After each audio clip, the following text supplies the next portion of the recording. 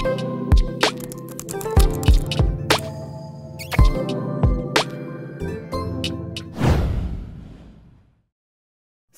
هادی رشیدپوریان هستم و امروز میخوام تبدیل نسبت‌های غیر عادی به نسبت‌های معمولی رو یادت بدم. ببین، ما دوست داریم که نسبت‌ها رو خیلی ساده بهمون بدن، مثل 2 تا عدد یا نهایتاً یک کسر. ولی بعضی وقتا تو سوالا نسبت‌ها رو انقدر ساده که نمیدن، کمی تغییرشون میدن.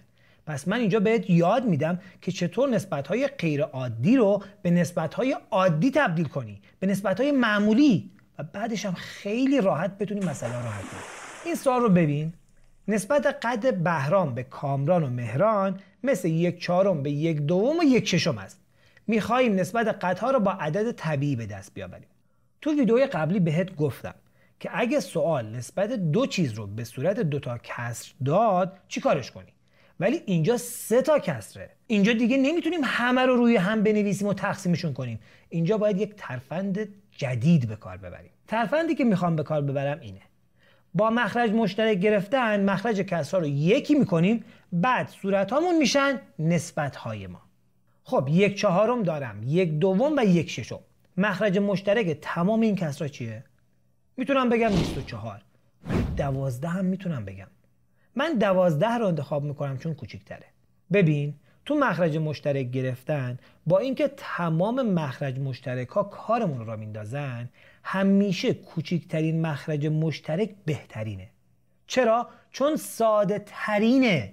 یادت باشه ما تو ریاضی همیشه دنبال این هستیم که کارمون رو ساده تر کنیم. خب کسر اول میخوام مخرج رو به 12 تبدیل کنم، پس صورت و مخرج رو در 3 ضرب میکنم، جوابش میشه 3/12. کسر دوم مخرج رو به 12 تبدیل میکنم، صورت و مخرج رو در 6 ضرب میکنم، میشه 6/12. آخرین کسر صورت و مخرج رو در 2 ضرب میکنم، میشه 2/12.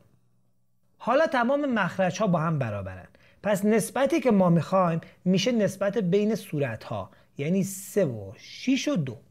صورت سوال رو دوباره مینویسم. نسبت قد بهرام به کامران و مهران مثل 3 به 6 و 2 است. از این به بعد مسئله از ما هر چی خواسته باشه دیگه ساده است. مثلا اگه خواسته بود نسبت قد بهرام به کامران میشد 3 به 6، یا قد کامران به قد کل میشد 6 به 11. دیدی چقدر ساده است؟ خوشت اومد یا نه؟ اگر نسبت پول مریم به لیلا 2 به 5 و نسبت پول لیلا به مینا 3 به 4 باشد، نسبت پول مینا به کل پول چقدر است؟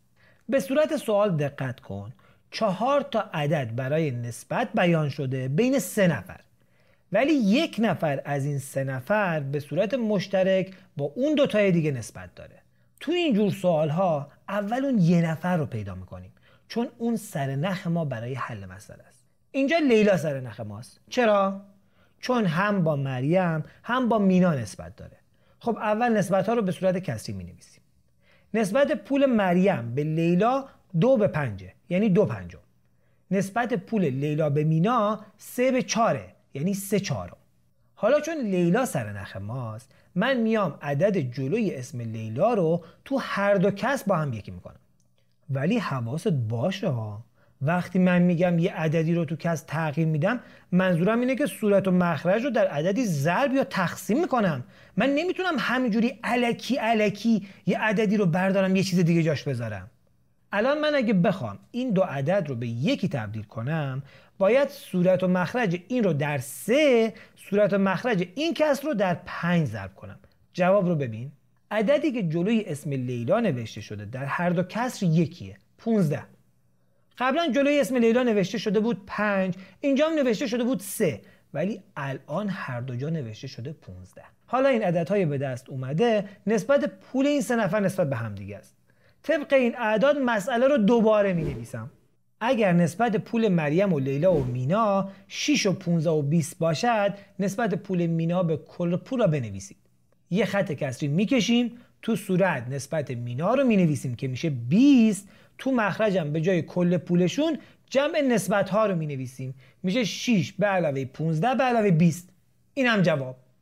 خب اینم از تبدیل نسبت های غیر عادی به نسبت معمولی. تو ویدیو بعدی میبینم.